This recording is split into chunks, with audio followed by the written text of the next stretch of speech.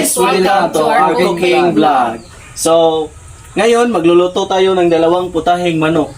So, ang gagamitin nating manok ay native chicken. So, ang una nating lulutuin ay it's called halang-halang. So, it is a Visayan cuisine, paborito na mga tambay. So, ang isa namin lulutuin ay tinulang manok. So, let's go! Tara!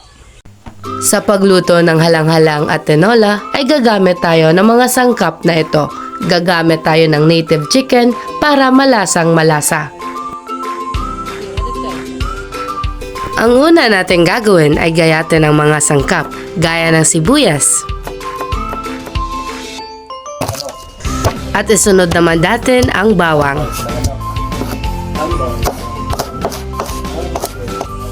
Pagkatapos ay ang luya. At isunod naman natin ang papaya para sa tinolang manok.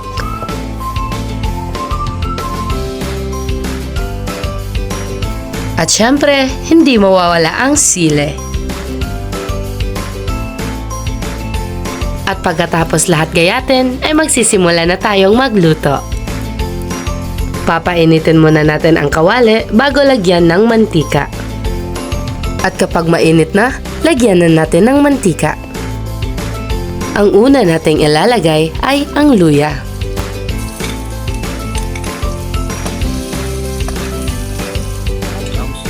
Pagkatapos ay ang bawang. At isunod naman natin ang sibuyas. Halo-haloin muna natin para lumabas ang amoy at ang katas para malasang malasa. At pagkatapos ay ilagay naman natin ang mga ginayat na manok.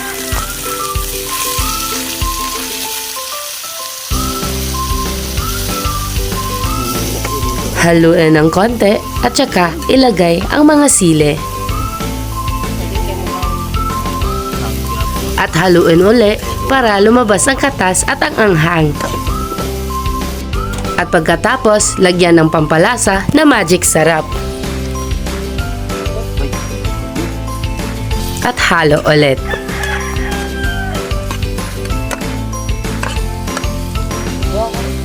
At pagkatapos, lagyan ng pamintang buo. At lagyan ng soy sauce.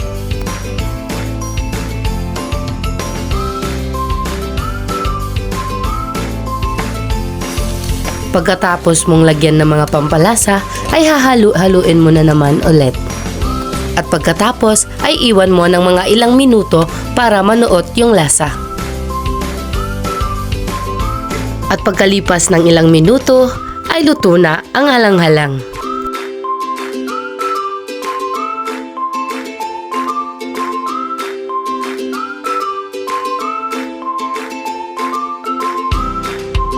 At ready na ito for plating.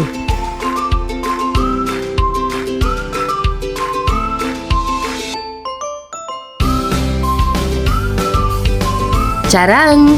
Luto na ang halang-halang.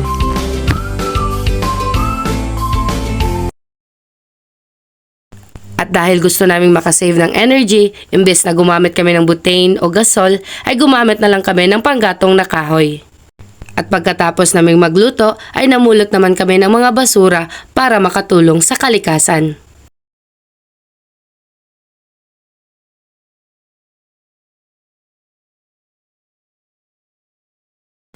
At dito nagtatapos ang aming video.